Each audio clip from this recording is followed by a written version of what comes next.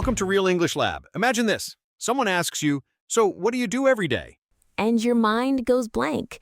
You live your routine every single day, but the words in English, they just aren't there. By the end of this episode, you will know exactly how to talk about your daily routine in English, naturally and confidently. Let's begin with the essential vocabulary. The first phrase is the one that starts every single day. To wake up. This is the moment your eyes open in the morning. It's simple, but it's the start of everything. Let's say it slowly. Wake up. Repeat after me. Wake up. Now you try. A perfect example is I wake up at 6:30 a.m. every morning. Next, after you wake up, you need to get ready. This phrase covers everything you do to prepare for the day. Brushing your teeth, taking a shower, getting dressed. If this is your first time with us, welcome. Hit subscribe so you never miss a new episode. Get ready. Get ready. Your turn.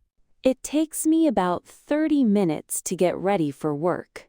And now you're ready. It's time to go to work or school. This is your commute. Your commute is your journey from home to work. This is a great word because it's specific and professional. Commute. Repeat after me. Commute. Now you try. You can say, my commute to the office is about 45 minutes by bus. Stay with us because the next phrase is the one most learners never learn, and it's the one natives use every single day. To grab a bite. To grab something to eat quickly, especially for lunch. Grab a bite. Repeat after me. Grab a bite. Your turn. For example, I usually grab a bite at a cafe near my office. During a long day, it's important to take a break. This means to stop working for a short time to rest or relax. Your brain needs it. Let's say it slowly. Take a break. Now you try. I work for 2 hours, then I take a break for 15 minutes. At the end of the workday, you wrap up. This is a fantastic professional phrase that means to finish what you are doing. It sounds very competent. Slowly now. Wrap up. Repeat after me. Wrap up. Your turn. You can say, I try to wrap up my work by 5 p.m. every day. After a long day, you need to unwind. To unwind means to relax after a period of work or stress. It's about letting go of the day's tension. Unwind. Repeat after me. Unwind. Now you try. A great example is, I like to unwind by listening to music or reading a book. And finally, the secret to a good routine is to stick to a routine. This means to continue doing something regularly without changing. It shows discipline. Stick to a routine. Repeat after me. Stick to a routine. Your turn. For example, it's hard on weekends, but I try to stick to my routine. Excellent! Now let's hear these words in a real conversation. Listen carefully to how two friends, Maria and Leo, talk about their very different days. So, Leo, how was your morning? You look a little tired. Maria, mornings are not my friend. I'm not much of a morning person. That's an important phrase. Let's practice it. I'm not much of a morning person. I'm not much of a morning person. Now you try. Another way to say this is, I'm more of a night owl. So what time do you usually wake up? Well, I try to wake up at 7:30, but I usually hit the snooze button a few times. I finally get out of bed around 8. Wow, that's late for me. I wake up at 6 a.m., do some exercise, and then have a quiet breakfast before I start my day. I admire that. For me, it's a rush. I quickly get ready, skip breakfast, and run out the door. You should try preparing things the night before. It really helps. What about your commute? My commute is pretty easy. I work from home most days, so my commute is just from my bedroom to my desk. That's lucky. I have to take the train. It's about an hour each way. It gives me time to read, though. The next part of this conversation is where most learners lose confidence. Pay close attention. So, what's your workday like? It's usually very busy. I have meetings in the morning and then I try to focus on my projects in the afternoon. I usually grab a bite around 1 p.m. Me too. I find it really hard to concentrate after lunch. I always need to take a break around 3 p.m., maybe walk a little or get some coffee. That's a good idea. I should do that more. I finish to work around 6 p.m. Oh, you mean you finish work around 6 p.m.?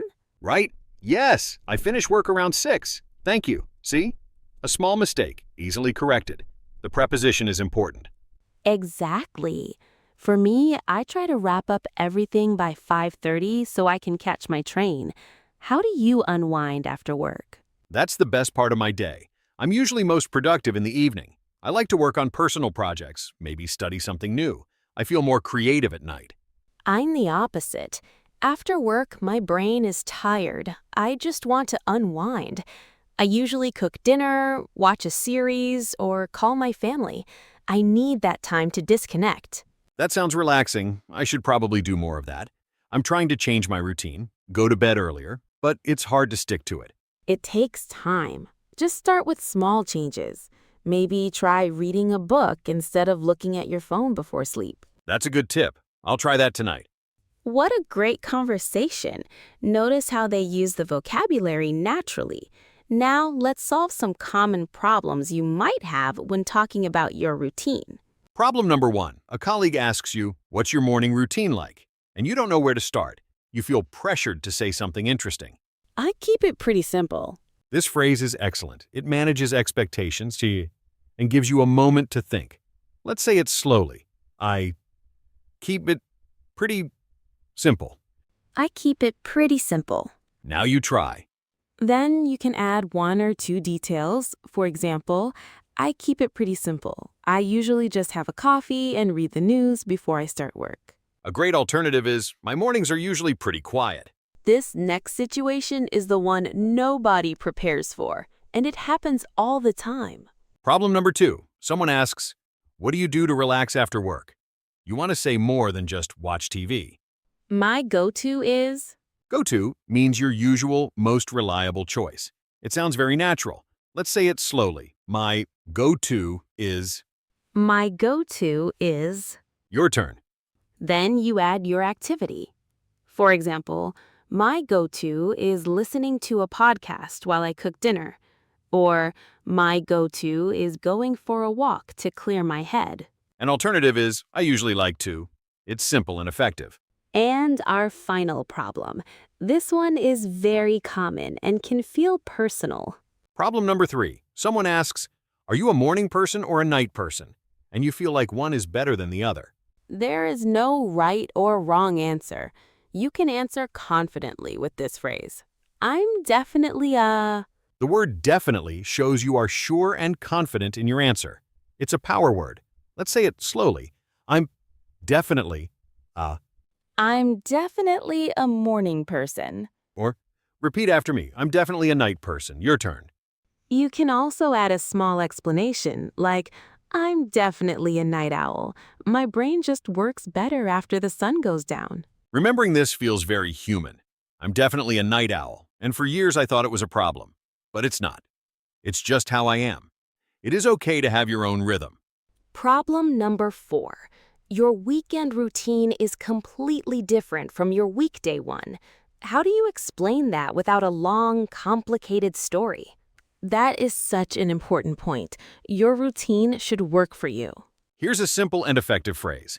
I like to switch things up on the weekends. All right, that was a lot of great practice. Let's do a fast recap of the 5 most important phrases from today. Number 1, to get ready. Number 2, commute.